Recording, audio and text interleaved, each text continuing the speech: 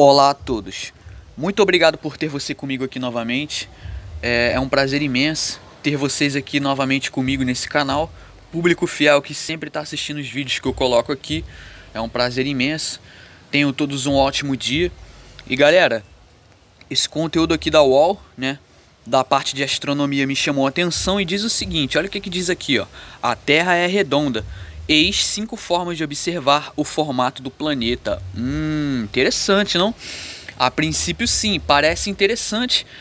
Bom, então a gente vai dar uma olhada aqui, a gente vai ler um pouco a matéria. A gente vai tentar olhar aqui essas 5 formas de observar o formato do planeta, né? A gente vai chegar à nossa conclusão, né? Vou dando o meu parecer por cima, como a gente sempre faz aqui, né? E vai ser um prazer enorme estar refutando cada ponto dessa matéria aqui, certo, meus amigos? Então, venha para o canal Lucas Oliveira, que aqui a diversão é garantida.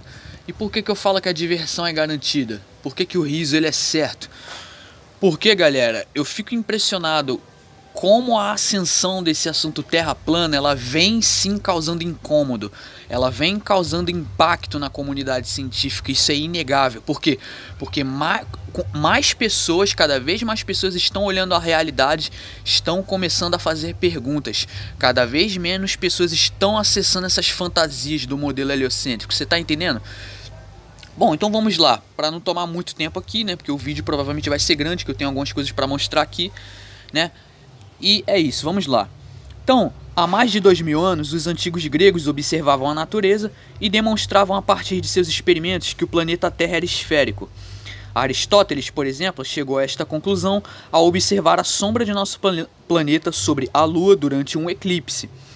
Eratóstenes mediu a sombra de um mesmo objeto no mesmo horário em lugares diferentes e, a partir da diferença de tamanho, estimou a circunferência do planeta, certo? Até aqui, né, eu vou dar meu parecer, certo? Bom, então vamos lá, meus amigos. Há mais de 2000 anos, então, aqui os gregos observavam a natureza, segundo a matéria, e eles demonstraram que a Terra é um globo, né?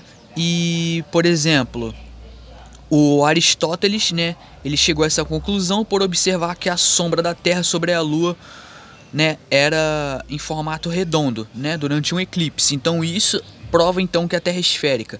Será que é viável utilizar esse argumento como prova de esfericidade da Terra? Pois bem, então vamos lá. Um simples experimento aqui, a gente consegue concluir que essa conclusão ela está totalmente equivocada, certo? Pois bem, então vamos ver aqui. Pois bem, então esse vídeo aqui, ó, eu vou deixar o link desse vídeo na descrição para quem quiser ver, do canal Matrix Terra Plana. Então aqui tem o seguinte, ó, o globalista ele diz o seguinte, que se a sombra na Lua é redonda, isso prova que a Terra é redonda, certo? Pois bem, a gente vai ver aqui um simples experimento que refuta isso.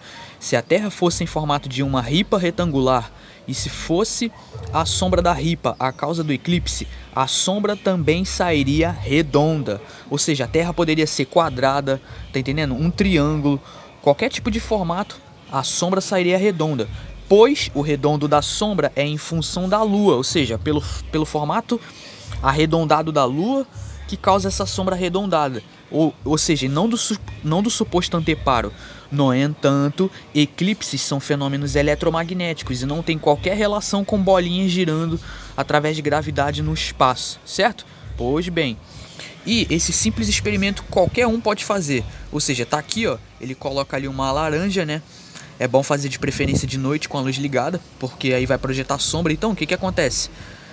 Ele coloca ali uma laranja em cima de uma mesa, daí ele pega, se eu não estiver enganado agora, é uma folha de papel dobrada.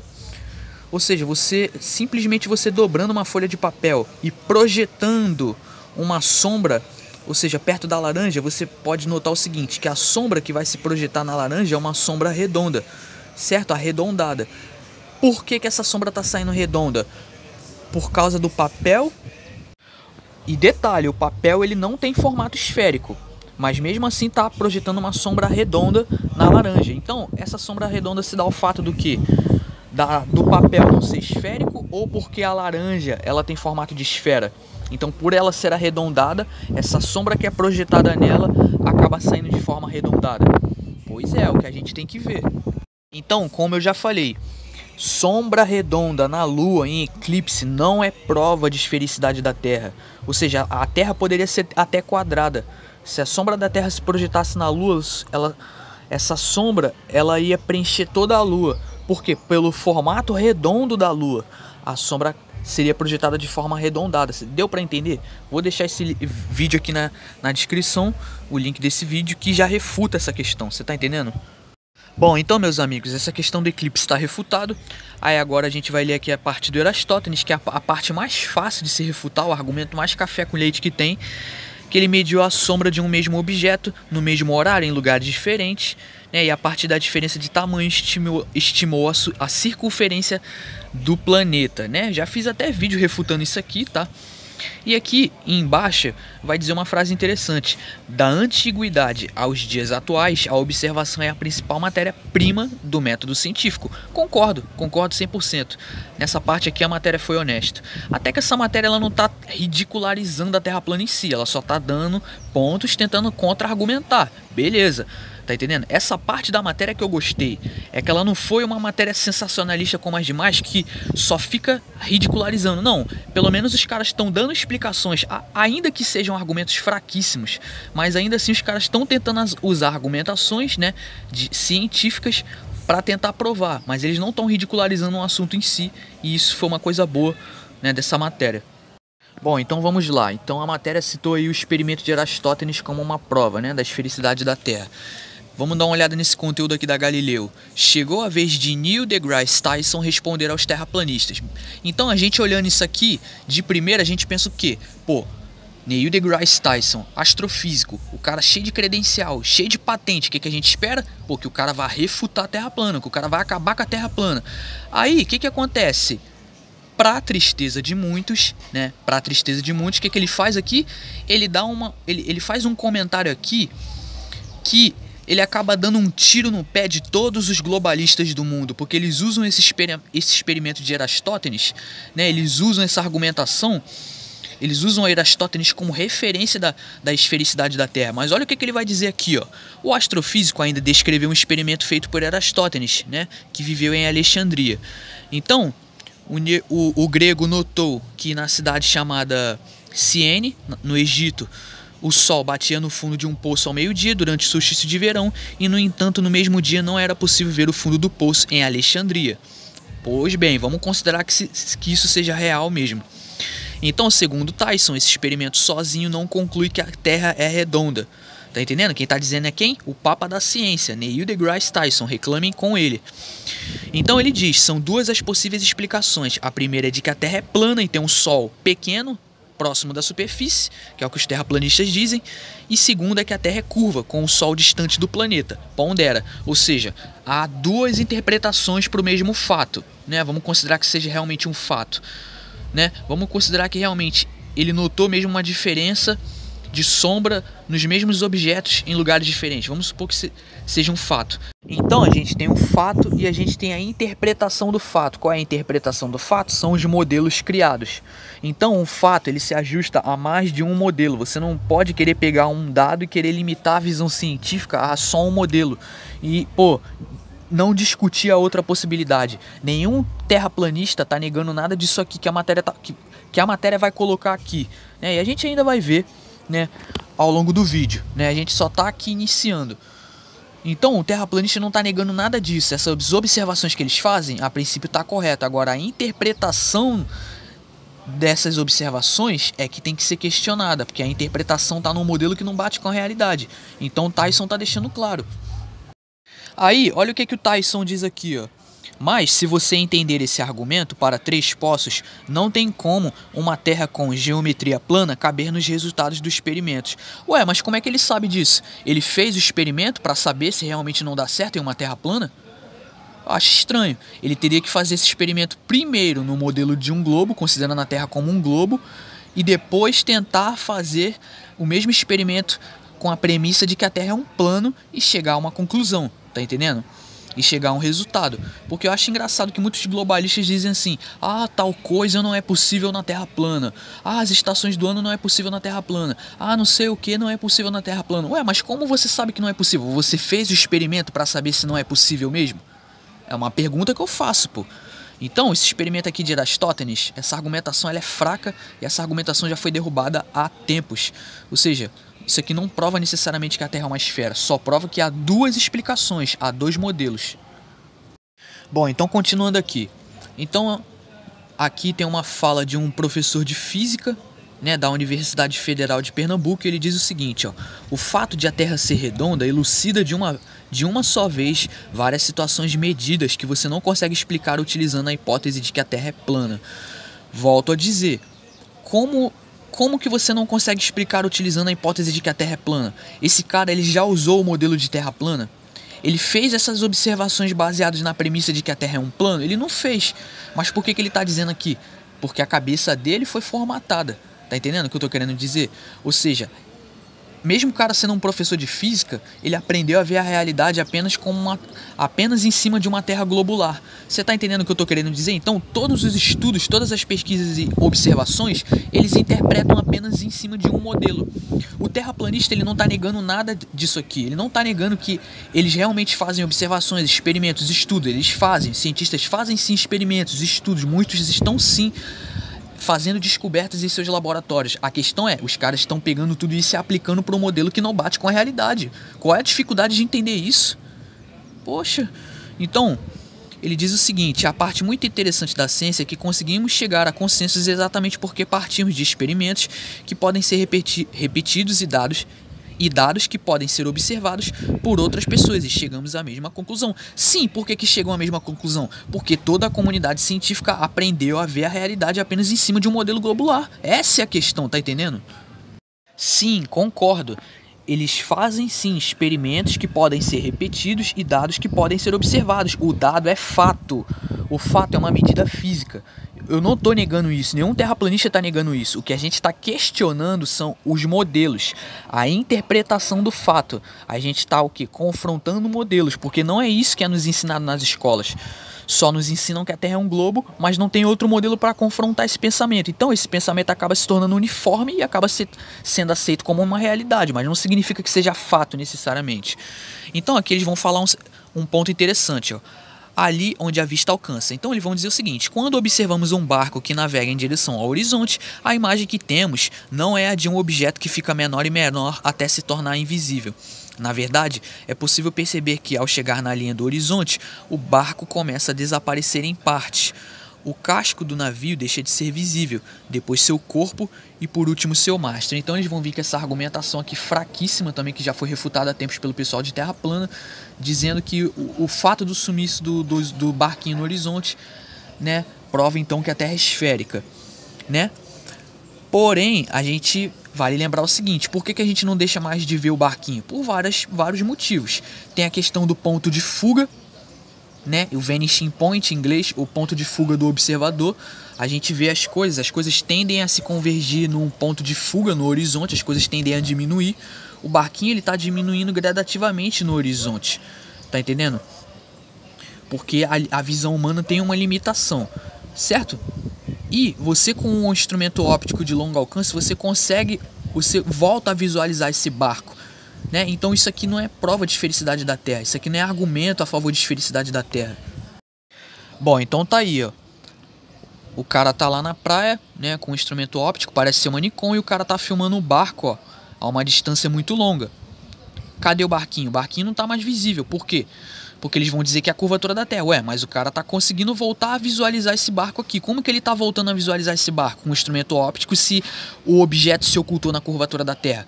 Não tem lógica, porque se o objeto se ocultou na curvatura da Terra, não tem instrumento óptico bom que seja que volte a visualizar esse barco. Não tem como você puxar algo que já se ocultou na curvatura. Então esse argumento é um argumento totalmente fraco. Um argumento que já foi derrubado há tempos, não está provando nada. Bom, então continuando, aqui vai falar aqui de cima da árvore e de cima da casa. Vai dizer o seguinte, ó: a distância até onde vemos algo no horizonte está diretamente relacionada com a curvatura da Terra. Não, negativo, não está relacionado com a curvatura da Terra. Está relacionado com a questão da perspectiva da visão. A nossa visão ela tem uma limitação. Então tem a questão da perspectiva e também tem essa questão do ponto de fuga. As coisas elas diminuem no horizonte, né, quando as coisas vão convergindo para o ponto de fuga. A gente vai ver isso já já. Então, eles estão dizendo que isso tem relação com a curvatura da Terra e com a altura de onde a observação é feita. E essa distância pode ser calculada em uma fórmula matemática. Tudo bem. Usando uma calculadora online da curvatura da Terra, é possível perceber que uma pessoa cujos olhos estão a 1,5 metro do chão vê o horizonte a 4,37 km. Já alguém com um olhar a 3,5 metros do chão é capaz de ver o horizonte a 6,67 km. Ou seja, subir em uma árvore ou na laje de uma casa permite ampliar seu horizonte de visão em mais de 2 km. Não acredita? Basta fazer o teste de observação em 2 pontos de altura diferente. A melhor maneira é em algum lugar plano ou com espaço descampado à frente. Concordo. Ninguém está negando isso aqui. Isso aqui é um fato, mas a pergunta é: isso aqui prova que a Terra é uma esfera? Não necessariamente, a gente vai ver aqui. Então, meus amigos, o exemplo que eu quero dar é basicamente isso aqui, ó. Vocês podem ver aqui na imagem, vocês podem ver lá aqui, ó. Aqui tem um campo, né?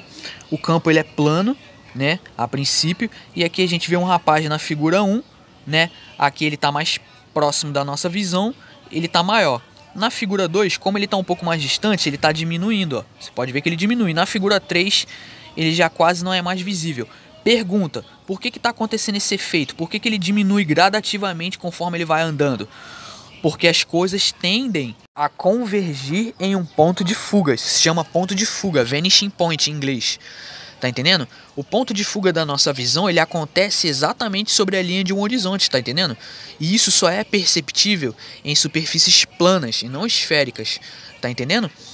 Ou seja, os objetos mais próximos do nosso campo de visão, mesmo que enfileirados e possuindo a mesma altura, através da aproximação da linha do horizonte, eles se tornam menores e mais distantes. É a mesma coisinha que acontece aqui com o barco.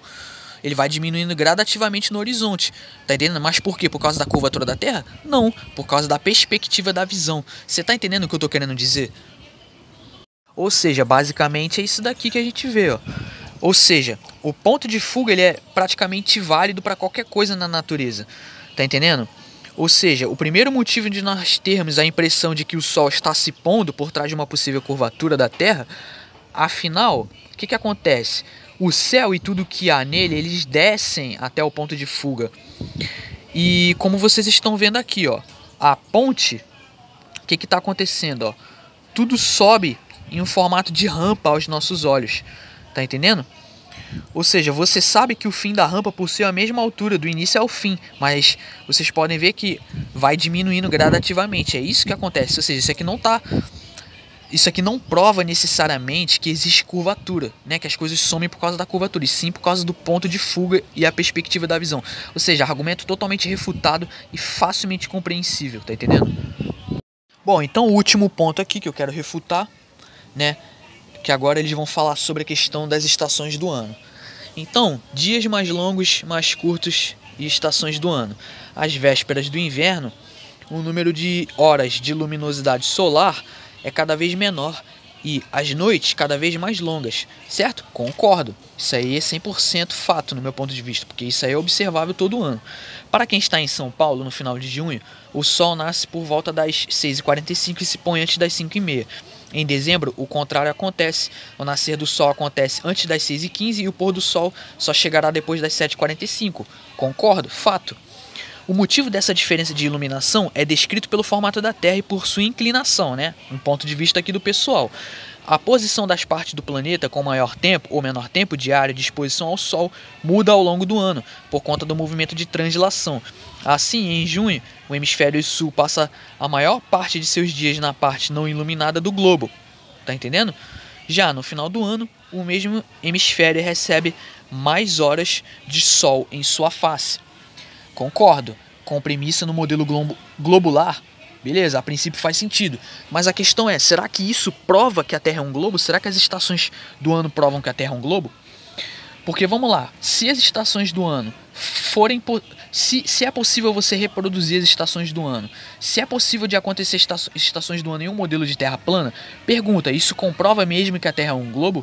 E está refutando que a Terra é plana? Não necessariamente, eu já falei várias vezes aqui, galera.